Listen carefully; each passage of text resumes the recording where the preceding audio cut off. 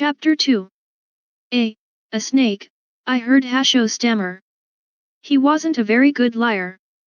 She saw a snake. So she ran all the way to the lake? That doesn't make sense. Well, Hasho faltered. You know how much she hates snakes. She thought it might bite her. My head hurt like a thunderstorm, but I blinked an eye half open, spying my two eldest brothers, Endahai and Benkai, at my bedside. Hasho hung in the back, chewing on his lip. I closed my eye. Maybe if they thought I was still asleep, they'd all go away. But, curse him, Hasho noticed. Look, she's stirring.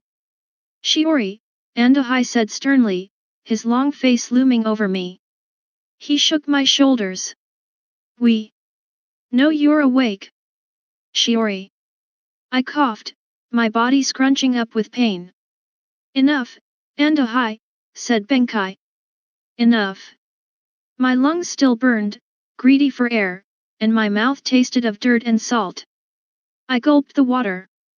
Hasho offered, then forced a smile at my brothers.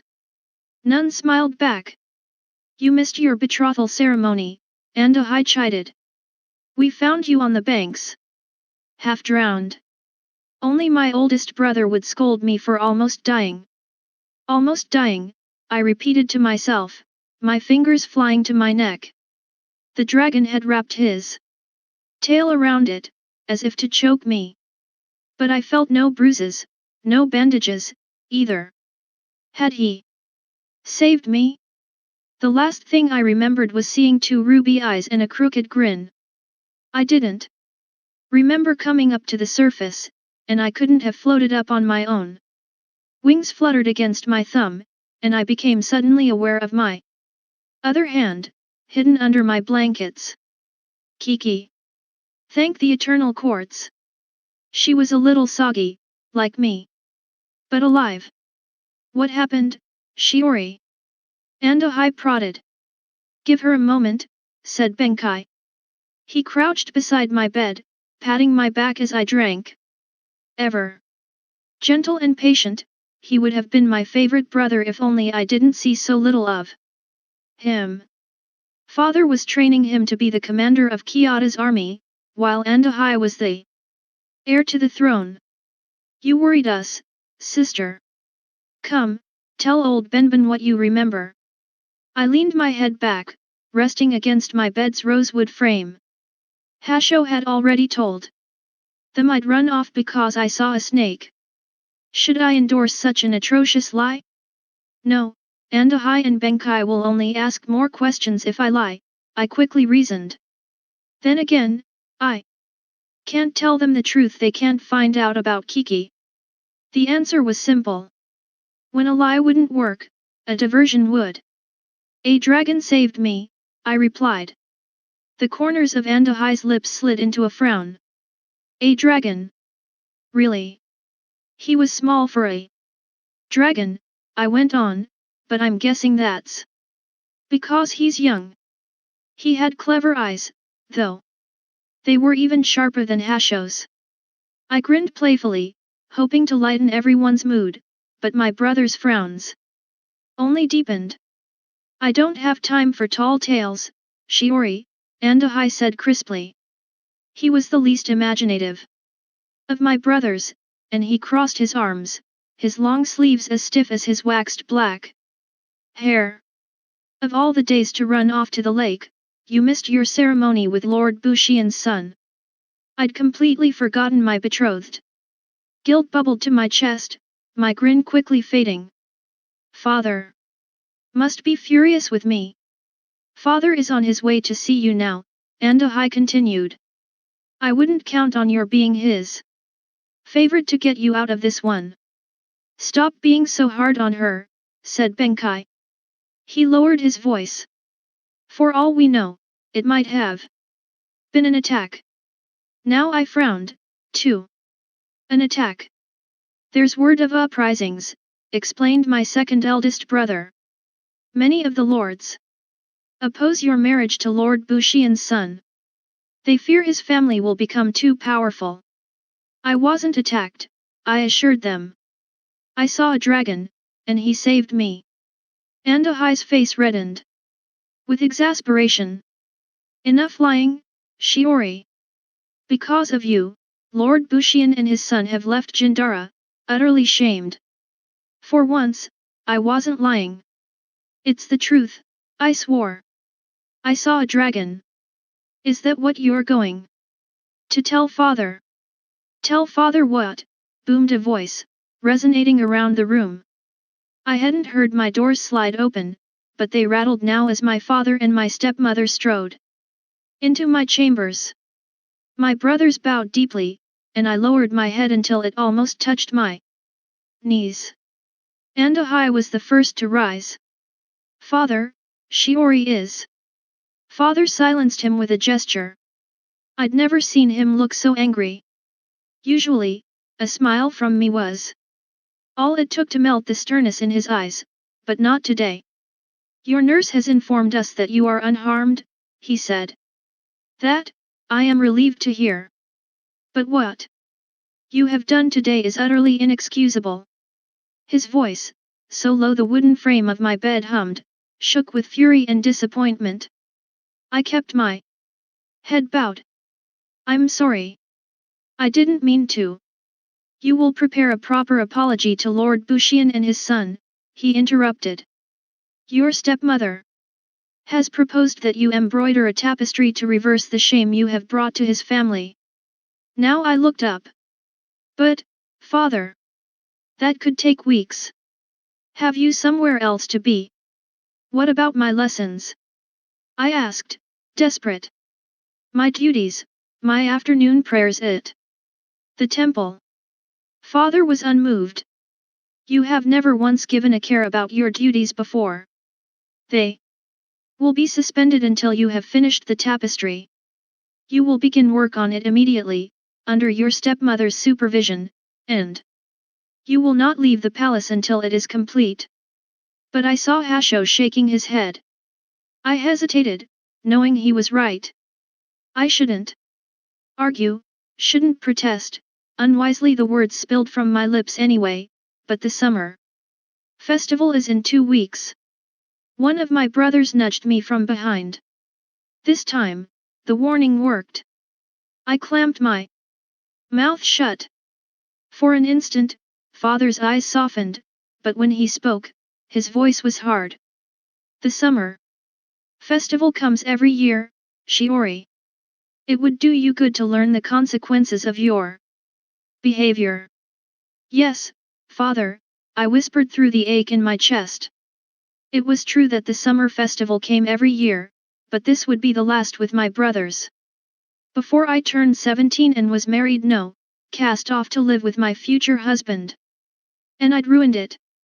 Father observed my silence, waiting for me to beg for leniency, to make excuses and do my best to change his mind. But Kiki's fluttering wings under my palm compelled me to stay silent. I knew what the consequences would be if she were found out, and they were far worse than missing the festival. I have been too soft on you, Shiori, father said quietly. Because you are the youngest of my children, I have given you many liberties and let you run wild among your brothers. But you are no longer a child. You are the princess of Kyoto, the only princess of the realm. It is time you behaved like a lady worthy of your title. Your stepmother has agreed to help you. Dread curdled in my stomach as my eyes flew to my stepmother, who hadn't moved from her position in front of the windows. I'd forgotten she was there, which seemed impossible once I looked at her. Her beauty was extraordinary, the kind that poets immortalized into legend. My own mother had been acknowledged the most beautiful woman in Kyoto, and from the paintings that I'd seen of her, that was no exaggeration. But my stepmother was quite possibly the most beautiful woman in the world.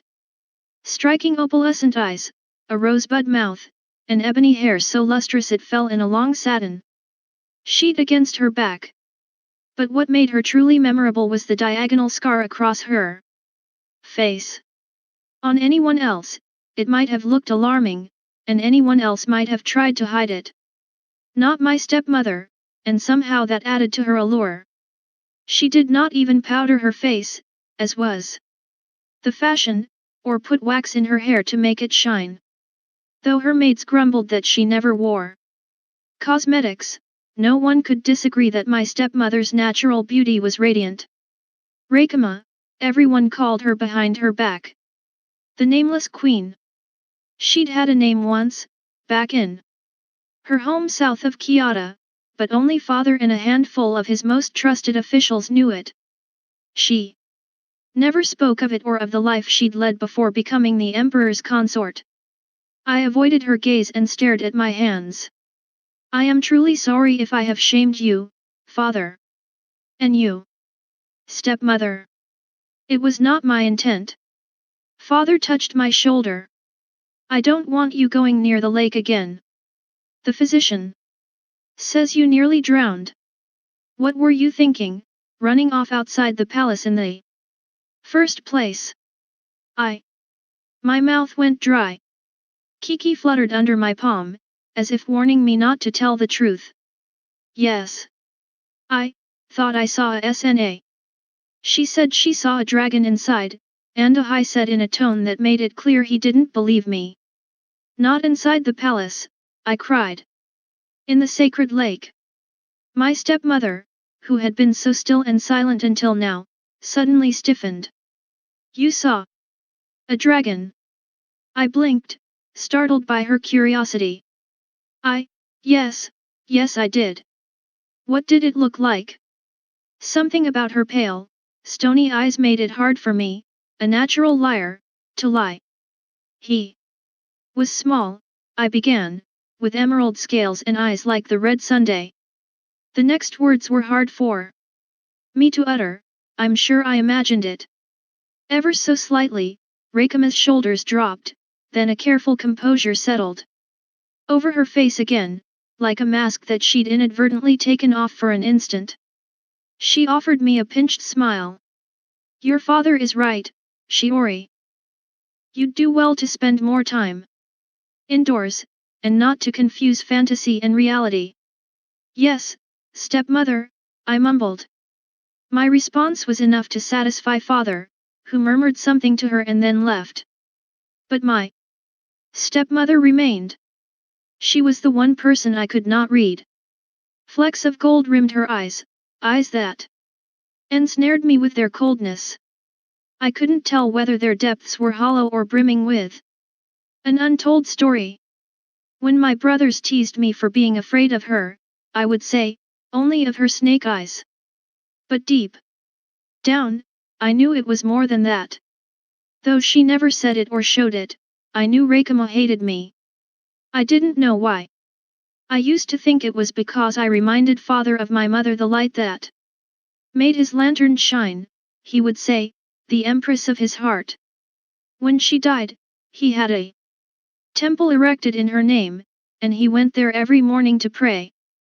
It would make sense that my stepmother resented me for reminding him of her, a rival beyond her grasp. Yet I didn't think that was the reason. Never once did she complain when my father paid homage to my mother, never once had she asked to be named empress instead of consort. She seemed to prefer being left alone, and often I wondered if she would have favored being called the Nameless Queen to her official form of address, her radiance, a nod to her beauty and title. What is that under your hand? My stepmother asked. My bird had crawled almost to the edge of my bed, and I only now realized how awkward I looked still trying to cover her. Nothing, I said quickly. Then put your hands on your lap, as is proper for a princess of Kyoto. She waited, and there was nothing I could do but obey. Stay still, Kiki. Please. As I lifted my hand, Rekama plucked Kiki from atop my blanket. To my relief, Kiki didn't move. Anyone would think she was only a piece of paper. What's this? I bolted up. It's nothing. Just a bird that I folded, please, give her back. A mistake. Reikama raised an eyebrow. Now she knew Kiki meant something to me. Your father dotes on you. He spoils you. But you are a princess, not a village girl. And you are far too old to be playing with paper birds. It is time you learned the importance of duty, Shiori. Yes, stepmother, I said quietly. It won't happen again. Reikama held Kiki out. Hope flared in my chest, and I reached to retrieve her. But instead of handing her over, my stepmother ripped her in half, then half again. No. I cried, lunging for Kiki, but Andahai and Benkai held me still. My brothers were strong. I didn't wrestle against them as a sob racked my chest. My grief was overwhelming. To anyone who didn't know what Kiki meant to me, it might have seemed too much. Reikama regarded me with an indecipherable expression, her lips pursed, those cold eyes narrowing into slits. Without another word, she tossed Kiki's remains onto the floor and left. Andahai and Benkai followed, but Hasho stayed. He waited until the doors were closed, then he sat beside me on the edge of my bed. Could you do it again? He asked in a low voice. Could you reenchant the bird to fly? I'd never meant to bring Kiki to life. All I was trying to do was make paper birds cranes, since they were on my family crest so the gods might hear me. It was a legend all Kiotans knew, if you made 1,000 birds out of paper or cloth or even wood they could carry a message up to the heavens. For weeks I'd labored alone, not even asking my brother Wandai, who was best at all sorts of puzzles and constructions, for help coming up with the folds to make a paper crane.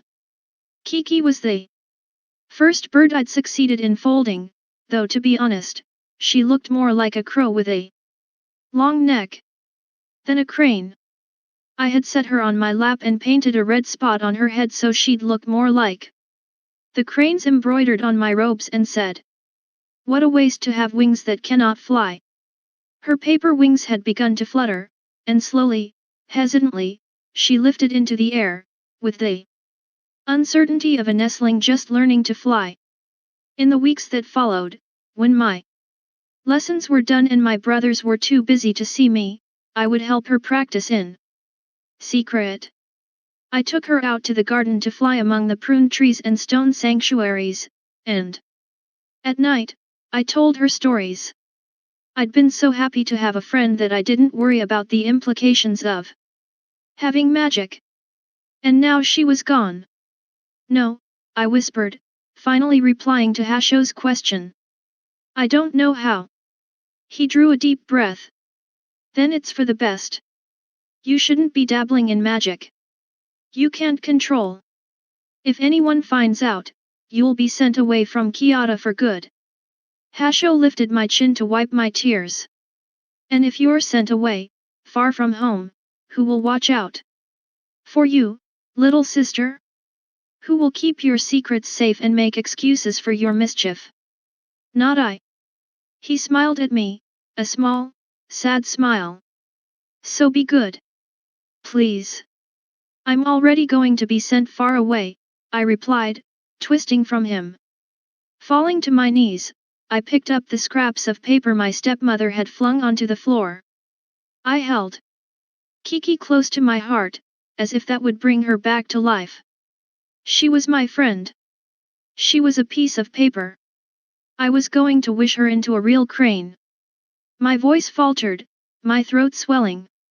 As I glanced at the pile of birds I'd folded. Almost 200, but none had come alive like Kiki.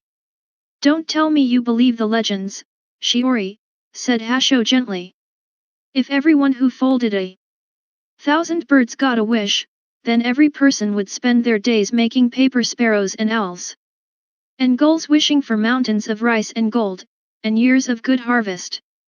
I said nothing. Hasho didn't understand. He had changed. All my brothers had changed. My brother sighed. I'll speak to father about your coming out to the summer festival when he's in a more charitable mood. Would that make you feel better? Nothing could make me feel better about Kiki, but I gave a small nod. Hasho knelt beside me and squeezed my shoulder. Maybe these next few weeks with stepmother will be good for you. I shrugged him away. Everyone always sided with her. Even the servants, though they might call her Rakama behind her back, never had anything ill to say about her. Nor did my brothers. Or father. Especially father. I'll never forgive her for this. Never. Shiori, our stepmother isn't to blame for what happened. You are, I could almost hear him saying, though Hasho was too wise to let the words slip. He was right, but I wouldn't admit it. Something about the way she'd looked when she'd heard I met a dragon left me cold. It can't be easy for her, being so far from her home. She has no friends here. No family. She has father. You know what I mean. My brother sat beside me, cross-legged. Make peace with her, all. Right? If anything, it'll make things easier when I ask father to let you out for the festival. I gritted my teeth. Fine, but that doesn't mean I'm going to talk to her. Must you be so petulant? Hasho prodded. She cares for you. I faced my brother, taking in his creased brow, the twitch of his left eye. All signs he was truly exasperated with me. Quietly, I said, you don't believe me, do you? About the dragon. Hasho waited too long before answering. Of course I do. You don't. I'm 16, not a child. I know what I saw. Whatever you saw, forget it, he urged. Forget Kiki, forget the dragon, forget whatever it is you did to make all this happen. I didn't make it happen. It just happened. Make peace with our stepmother, Hasho said again. She is our mother. Not mine, I replied, but my words trembled. I had thought of her as my mother, once. Years ago, I'd been the first to accept Rakama when father brought her home, and back then, she had been fond of me. I used to follow her everywhere she went. She was so mysterious. I wanted to learn everything about her. Where is your scar from? I had asked her one day. Why won't you pick a name? She'd smiled, patted my head, and straightened the sash around my waist, tying it into a neat, tight bow. We all have our secrets. One day, Shiori, you'll have your own magic. Magic was my secret. What was hers?